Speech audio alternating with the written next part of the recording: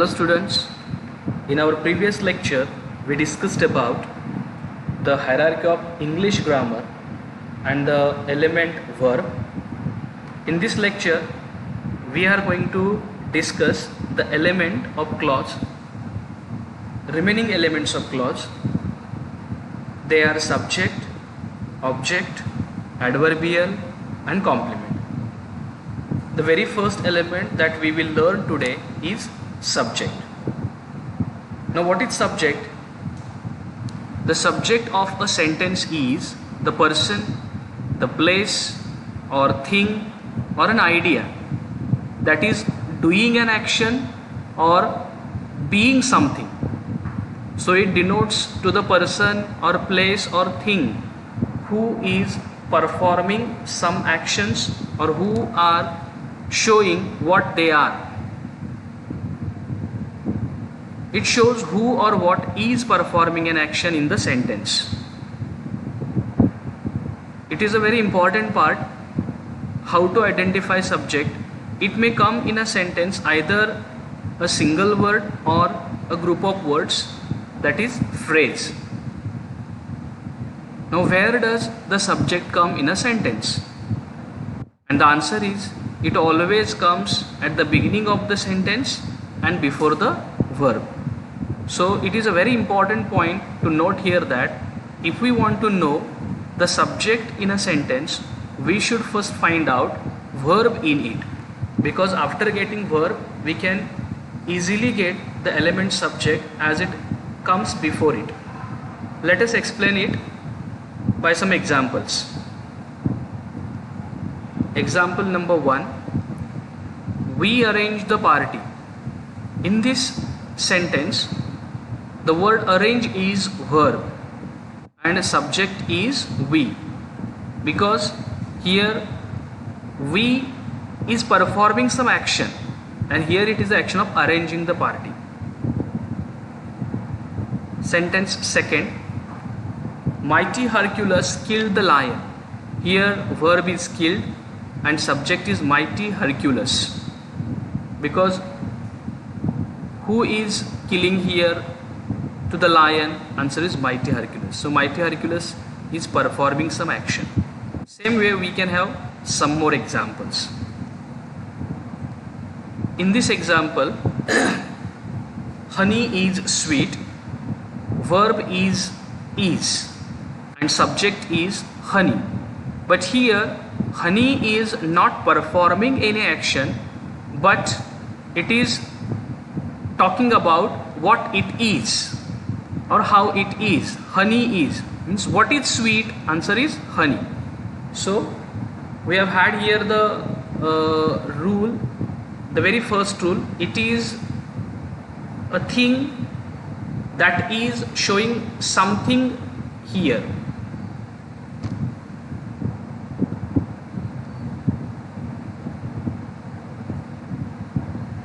Four. The children of this school will come here. In this sentence, verb is will come and the subject is the children of this school, as it has begun the sentence from the children of this school and it has come before the verb will come. In the fifth sentence, the eagle, the king of the sky, can fly very high in the air. In this sentence, the verb is can fly. So obviously the subject is the eagle, the king of the sky. Now you might have seen here in some sentences subject has come alone like this, we and honey. In some sentences it is of only 2 words, while in some sentences it is of more than 2 words phrase. So it may be as a single word or more than one word. In this sentence, the eagle has sharp pointed beak. Here the verb is has and the subject is the eagle.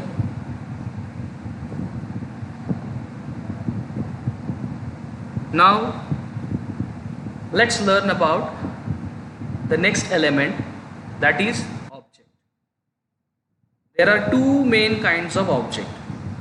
First is direct object. How can we identify direct object?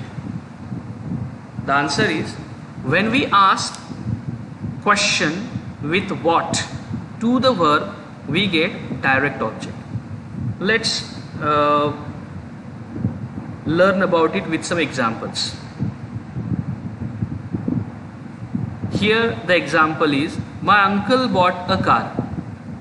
Now what is verb in it? Yes, the verb is bought. What is subject in it? My uncle. Now in order to get the object, I will speak both subject and verb together and frame a question with question word what. It is like this. My uncle bought what? Answer is a car. So here a car is direct object. Actually this is not grammatically correct order of the question. My uncle bought what? It should be like this. What did my uncle buy? Answer is a car. But why I said this trick to you? It is very easy to get that element direct object simply by asking question this way. My uncle bought what? Answer is a car. So that is the direct object. One more example. I had kept my bag on table. As I told you, first find out the verb, then you will get subject. Subject and verb speak together and ask the question and you will get the remaining elements. Here the verb is kept. Subject is had kept is verb here and subject is I. Now I will speak these elements together. I had kept what? Answer is my bag. So here the object, direct object is my bag. We will not take on table or we will not consider on table as direct object because we do not get this answer by question with what.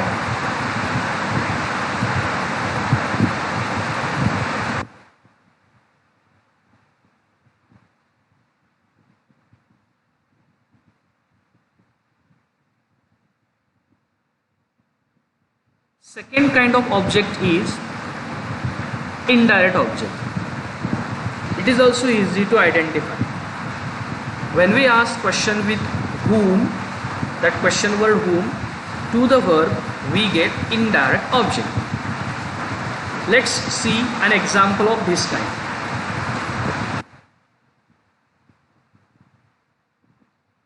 My uncle called Swara. As we did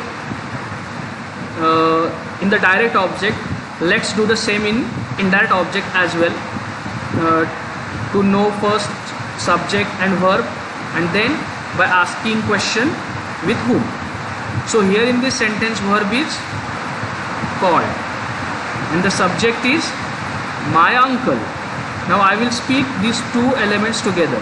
My uncle called whom? Answer is Swara. So here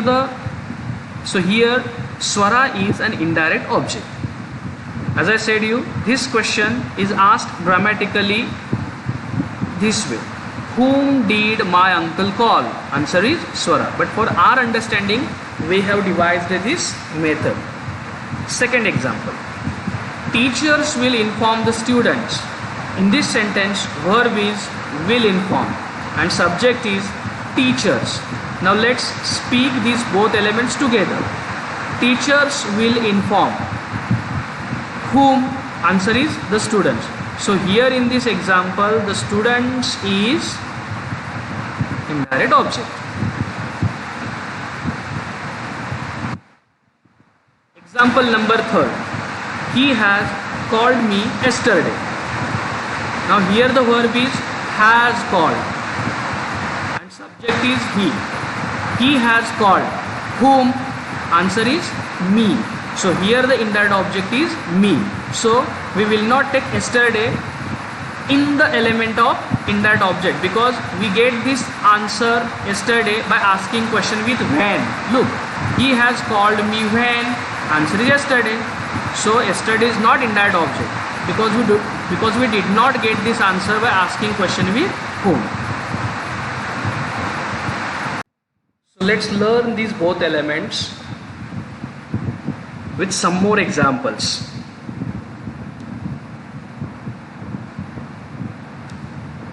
Now in these examples we will do one thing.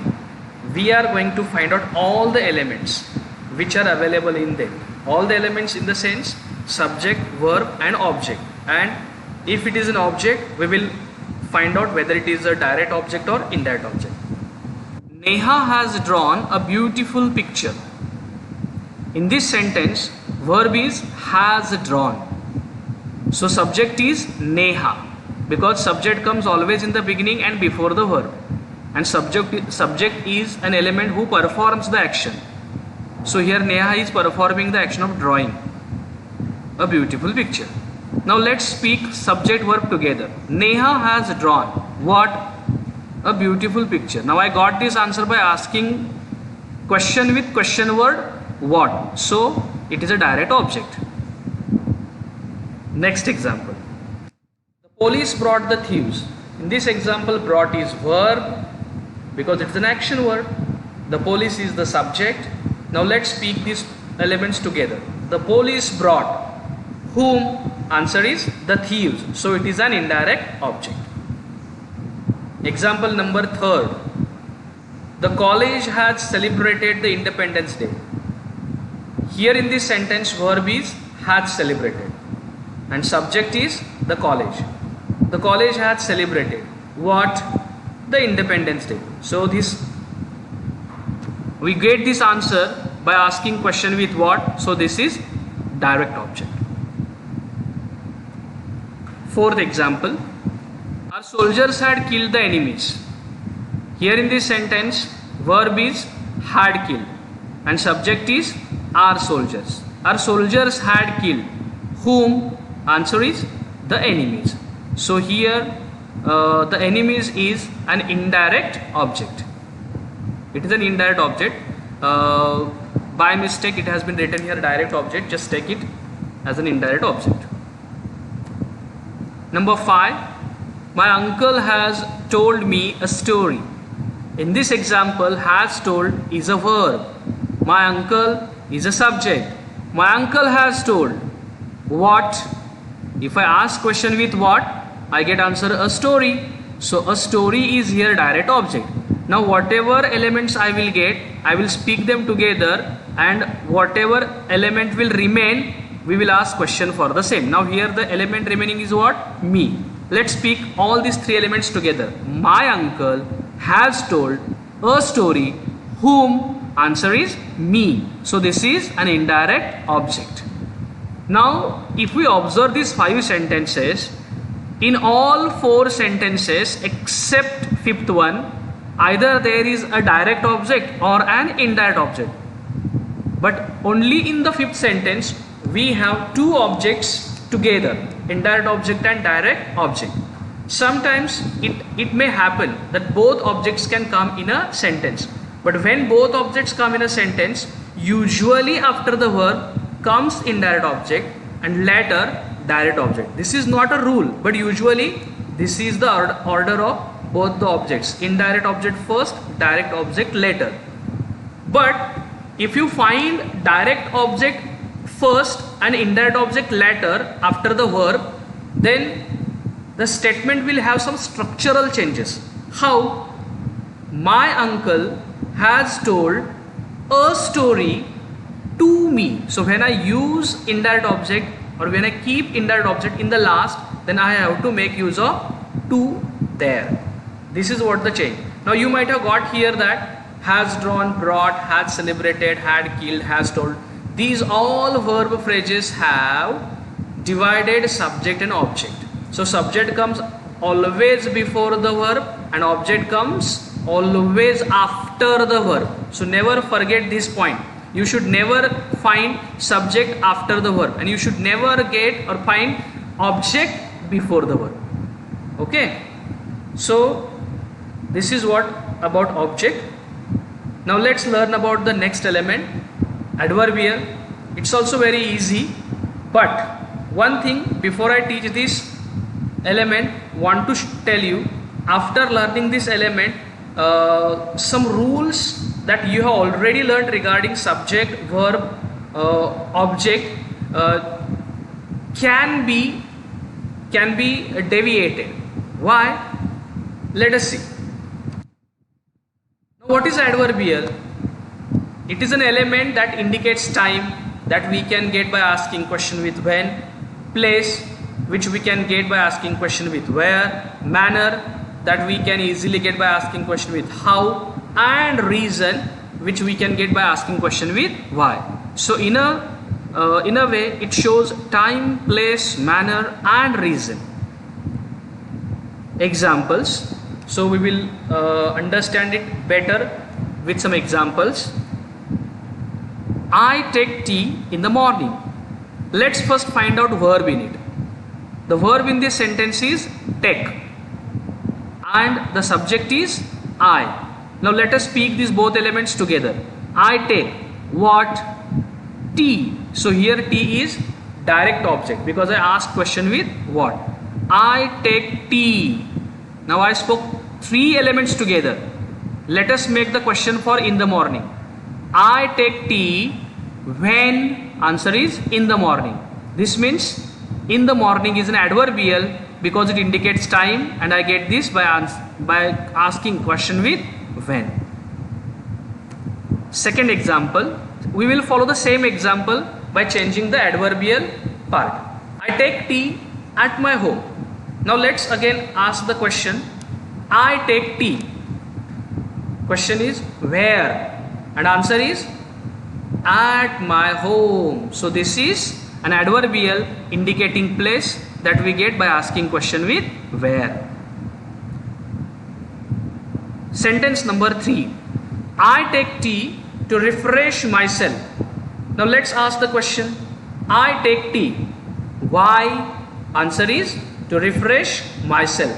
This means it indicates here a reason, and we can get it very easily by asking question with why. So it is an adverbial. Sentence number 4. I take tea slowly.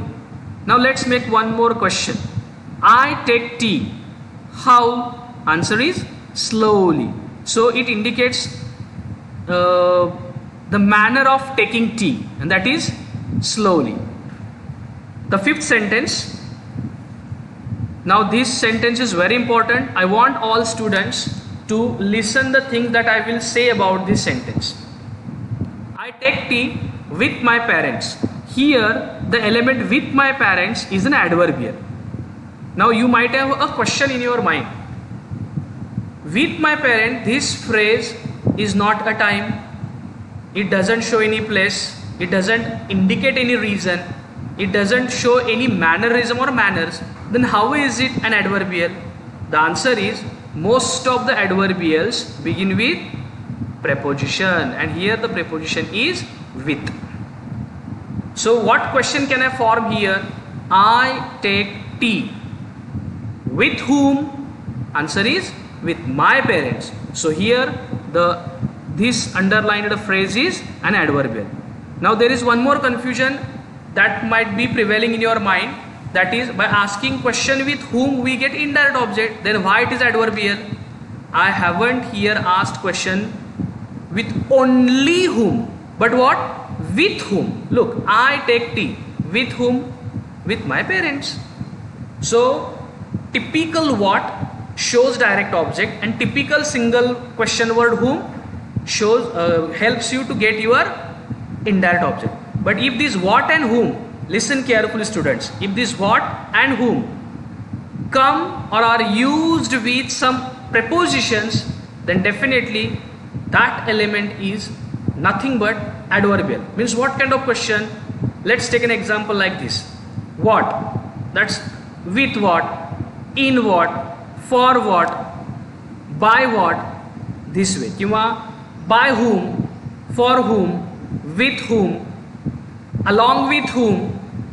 Now I have used this WH word whom with all other prepositions. So always keep in your mind, as adverbial indicates time, place, manner and reason, It most of the time it begins with preposition.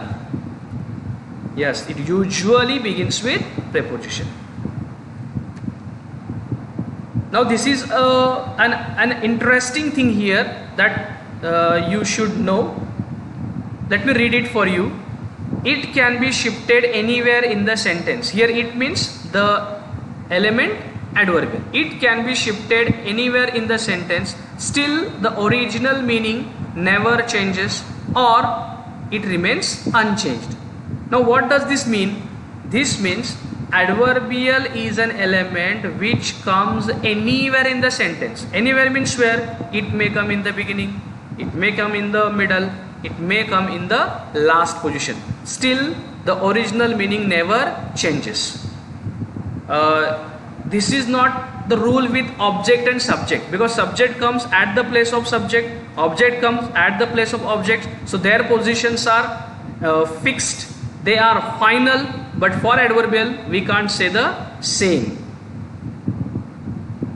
Let us see the example. I take tea in the morning. Now here the adverbial in the morning I have taken in the last position, meaning is unchanged. It is same or it is correct. Now in this second sentence I will repeat the same sentence 3 times. Last position, middle position and the initial position. Initial position means beginning position. I in the morning take tea. It is still correct. So it has come here what? It has come here between I and take, means what? Between subject and take verb. Now look what I said about the subject.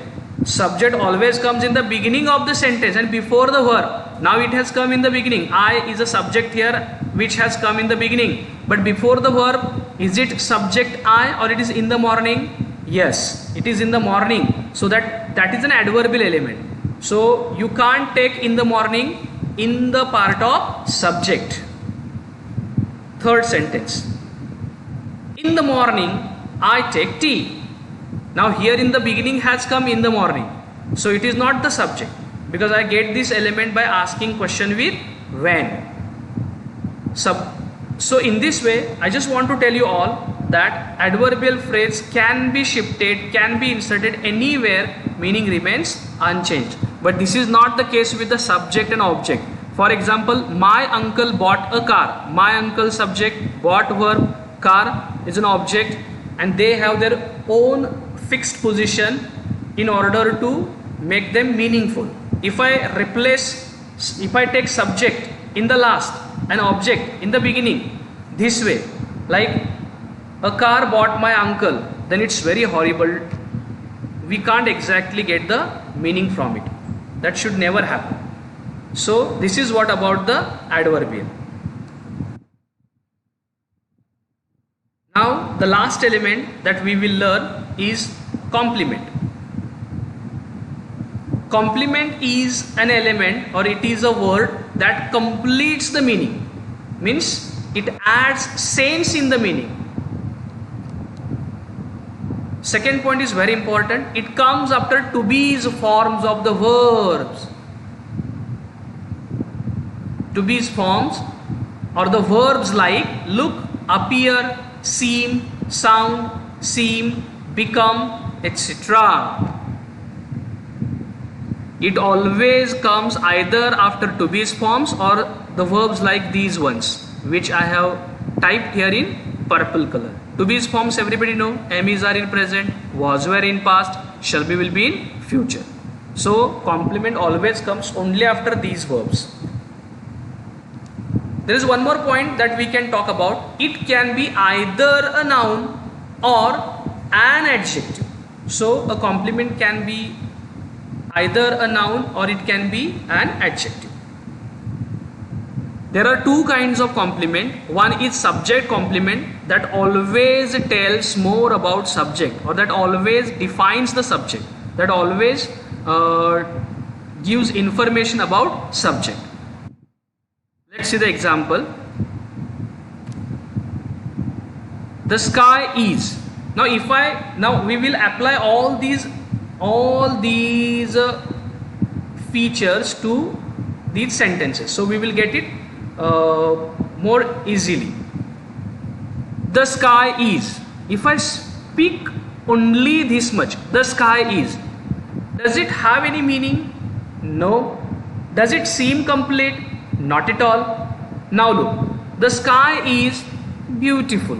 After writing the word beautiful, this entire sentence got its meaning, it has got its sense. So here the word beautiful is nothing but complement, and what is beautiful? Obviously the sky. So it is telling more about what? Subject. So this is the example of subject complement. And one more thing, the sky is beautiful. Beautiful is an adjective. It has come after is means what? To be forms. So here is not the auxiliary, but what? It is a main verb form. It is working as a main verb form. In the second sentence, my uncle is. Now is it a complete sentence? Answer is no. If I say a doctor, then only it gets its meaning, or it fulfills its meaning. My uncle is a doctor. Now the sentence is correct. So here the doctor is complement, and it can be either a noun. So here doctor is a noun. In this way we can have many such sentences. Now just one point I want to tell you. I want everybody to listen it. I will not type anything here. How did I get these answers? Beautiful and a doctor. Which question words I used? Look, the sky is. How? Beautiful. My uncle is. What? A doctor. So here I ask the question with how, and here I ask question with what. Now you know that by asking question with how, we also get what? Adverbial. By asking question with what, we also get what? Direct object. Then how can we get the difference whether it is direct object or complement, whether it is adverbial or complement? Let's see. My uncle is a doctor. It tells about my uncle being somebody, and the sky is beautiful. It tells about the sky's beauty or its quality. So in adverbial, when we ask question with how, it shows mannerism. In complement, when we ask question with how to the verb, it shows quality. Same about this, when we ask question in the direct object, to get direct object, we with what, we exactly get it. But if we ask the question with what and we get such kinds of answer, then how to identify whether it is a complement or it is an adverbial? It's a very easy technique. If you get this answer by asking question with what, just try to passivize it. Try to make it into passivize. If passivize is possible, that's direct object. If passivize is not possible, that's a complement. For example, my uncle is a doctor. Can anybody make it passivize? Like a doctor is by my uncle? Not at all. It is impossible. But my uncle bought a car. My uncle is subject, bought is verb. My uncle bought what? A car. So here I can say a car as a direct object. Why? Because I can change that sentence into passive voice. Means how? My uncle bought what? A car. Means a car was bought my uncle. So if passive voice is possible, it is direct object. If passive voice is not possible and you are getting the element by asking question with what, without any hesitation, it is a complement.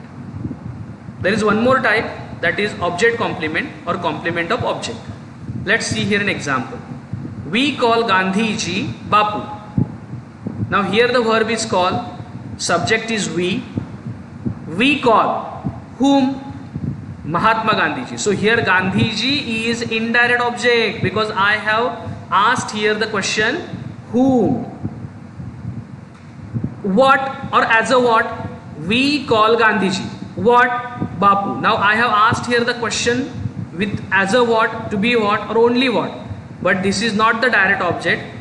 Then what? It is a complement of object because here the word Bapu is telling more about what? Gandhiji, which is object in this sentence. So when a word tells more about the object, that may be direct, indirect, that is called complement of object. So here it is given, I have given here the explanation. Here Bapu is complement of the object because it tells more about indirect object Gandhiji. So you might have got this very well up to here. How? Now let me tell one more example of this kind of complement object. So you will get it very well. People lovingly call Sachin Master Blaster. Now call is a verb, people is a subject. People call whom? Sachin Tendulkar. Indirect object. People call Sachin Tendulkar what? Master Blaster. It's a complement of object. Why? Because Master Blaster is telling about we or people, or it's about Tendulkar. Answer is it's about Tendulkar. It's not about subject. So this is complement of object. Here also we call Gandhiji Bapu. Is Bapu telling more about we subject or it's Gandhiji? Yes, the answer is correct. It is telling more about Gandhiji. So this is complement of object. A very different example I will tell to you. He painted the wall blue. Now here the verb is painted. Subject is he. He painted what? The wall. So the wall is here. What is it? Yes, it is a direct object. Now he painted the wall. How? It's a blue. So here the blue is telling more about what? That wall. It's a blue wall. So here the blue is complement of object because that is telling more about what? That wall. I hope you might have got all these elements very perfectly. To know more about them, in our next lecture we will solve some sentences based on this.